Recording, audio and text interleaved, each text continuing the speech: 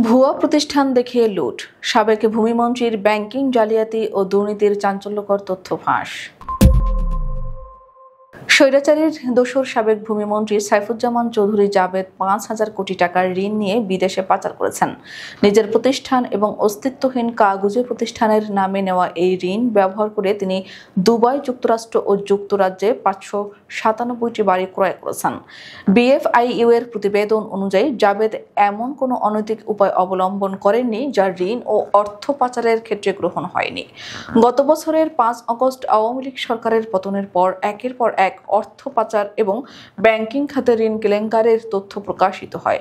Doctor Mohammad Yunus নেতৃত্বাধীন অন্তর্বর্তী সরকার ক্ষমতা গ্রহণের পর বিএফআইইউ অর্থ পাচারের চাঞ্চল্যকর তথ্য উদ্ঘাটন করে। এর মধ্যে জাবেদের কর্মকাণ্ড প্রধান উদাহরণ। বিএফআইইউ জানিয়েছে ২০১৪ থেকে ২০১৮ সালে জাবেদ বিভিন্ন ভুয়া প্রতিষ্ঠান গড়ে ঋণ নেন এবং তা বিদেশে সম্পদ রূপান্তরিত করেন।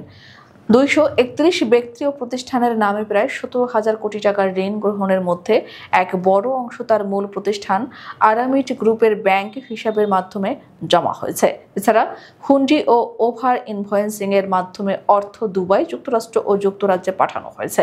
সিআইডি জানায়, দুবাইয়ে ১,২০০ কোটি টাকা পাঠানো হয়েছে। ২০১৬ থেকে ২০২৩ সাল পর্যন্ত সংযুক্ত আরব আমিরাতের Barsha South Thanyah, Gulf Commercial, Khairan, Burj Khalifa, Jebel Ali World Island, Jebel দ্বিতীয়, মার্শা দুবাই, মি আইসেম ও নাদ আল শেবা ফার্স্ট এলাকায় ২২৬টি ফ্ল্যাট ক্রয় করা হয়েছে।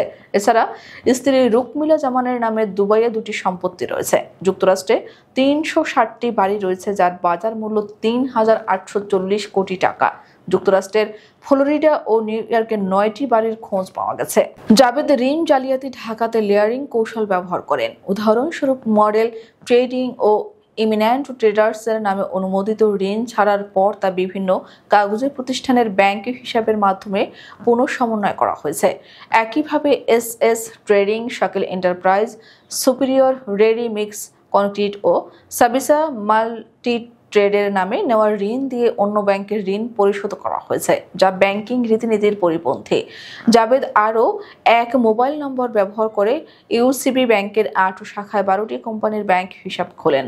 এগুলো হলো Lucent Trading, Aramid Footwear, Capitus Asset, Genesis Trade Management, Golamur Rahman, Yasin and Brothers, Padma Trading, Crescent Trading, Imperial Trading, Model Trading ও ভিশন ট্রেডিং। মূলত দুর্নীতি ও জালিয়াতি ঢাকতে এই লেয়ারিং কৌশল ব্যবহৃত হয়েছে। এই চাঞ্চল্যকর তথ্য প্রকাশের পর কেন্দ্রীয় ব্যাংকের কার্যক্রম ও ঋণ অনুমোদনে তৎপরতা ও তদারকি নিয়ে প্রশ্ন উঠেছে। জাবেদের মাধ্যমে দেশের অর্থনৈতিক নিরাপত্তা ও ব্যাংকিং খাতের স্বচ্ছতার গুরুতর ক্ষতি হয়েছে। সার্বিকভাবে দেখা যাচ্ছে, সাবেক মন্ত্রী ব্যক্তিগত স্বার্থ ও আন্তর্জাতিক সম্পদ অর্জনের জন্য দেশের ব্যাংকিং ও অর্থনীতিকে বেপরোয়াভাবে ব্যবহার করছেন। এই ঘটনা সরকারের কঠোর পদক্ষেপ ও অনুসন্ধান ছাড়া জনগণের জন্য মারাত্মক সতর্কবাণী হিসেবে প্রমাণিত হচ্ছে।